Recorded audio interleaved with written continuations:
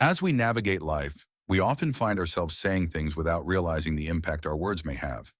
This is especially true when interacting with older people, where seemingly innocent comments can unintentionally hurt or belittle them. Picture this. You're talking to an older relative or neighbor, and you make a comment about their age or capabilities, only to see their smile fade and their spirit sink. It's easy to brush it off as a casual remark, but for that person, those words can sting deeply, making them feel invisible, underestimated, or even ashamed. Aging is a natural part of life, but unfortunately, society often views it through a negative lens. Older people are too often treated as if they've outlived their usefulness, their opinions dismissed, and their worth reduced to just a number. But this attitude doesn't just affect how we see them, it also impacts how they see themselves. So why does it matter?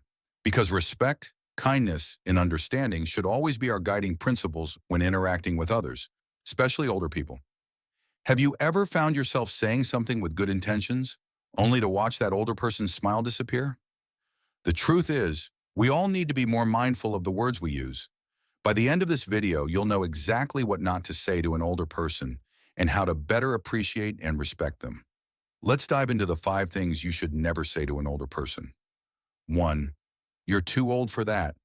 Imagine this. Grandpa is at a family gathering and excitedly says, "I want to try dancing." But instead of encouragement, someone laughs and says, "You're too old for that." That comment might seem harmless to some, but to Grandpa it feels like a punch to the gut. It implies that because of his age, he's no longer capable of enjoying life, trying something new, or having fun. It reduces his worth to something tied to his age rather than his ability, his passion, or his desire to live fully. Many older people, far from slowing down, are discovering new hobbies, sports, and adventures. They're taking up dance, picking up instruments, traveling, or learning new skills. So instead of shutting them down with the thought that they're too old, why not encourage them? A much better way to respond would be, "That sounds amazing. Have fun." It affirms their choice and keeps the spirit of possibility alive. 2, you look great. For your age. Now let's talk about the next point. You look great for your age. This comment, though often well-meaning, is still problematic. It's a form of complimenting someone with a qualifier that implies aging equals decline. Picture this scenario. An older woman gets dressed up for an evening out, feeling confident and elegant. A younger person might then tell her, "You look great for your age." The implication here is that age is an obstacle to looking good, as if there's some standard that people should expect to be diminished as they grow older. But beauty isn't something tied solely to youth. The way we look doesn't diminish as we age. It evolves. The truth is, older people are beautiful in their own way, and their life experiences only add to their radiance. Instead of pointing out age, just say, "You look fantastic." It's a compliment that affirms their beauty, not their age. 3, you wouldn't understand. The third thing we should avoid saying is, "You wouldn't understand." It's a phrase often used when dismissing someone's opinion, particularly an older person's view on things like technology, trends, or new ideas. Maybe someone's expressing their thoughts on the latest gadget, and a younger person responds with a patronizing, "You wouldn't understand." This is insulting, as it assumes that, because of their age, the older person is incapable of learning or adapting. It overlooks the wealth of knowledge and life experience they bring to the table. The reality is, many older people are just as tech-savvy, just as in tune with current trends, and just as curious about the world as anyone else. Rather than dismissing their ideas, it's far more respectful to say, "Let me show you. What do you think?"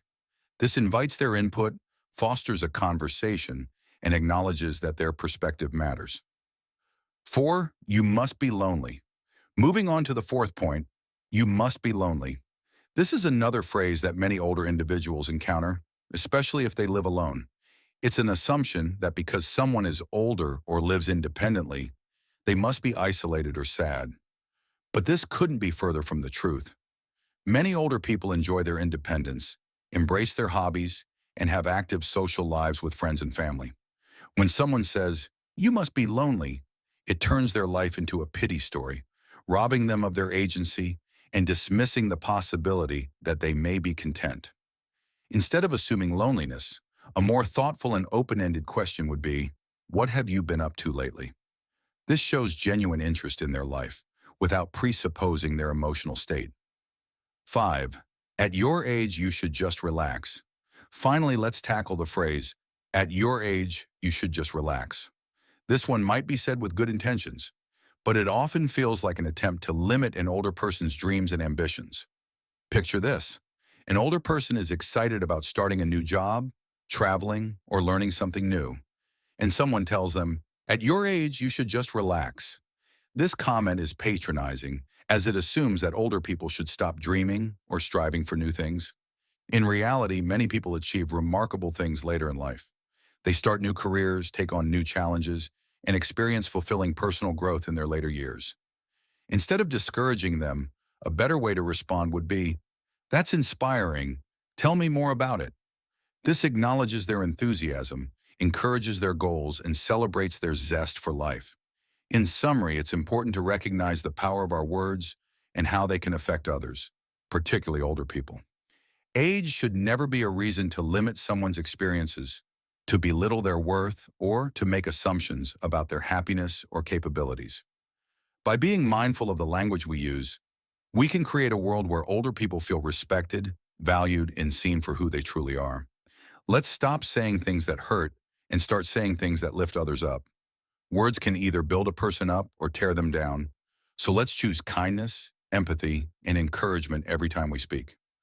The next time you interact with an older person, remember these 5 points and aim to make them feel seen, heard, and respected, not judged or dismissed. Words have power, so let's use them wisely.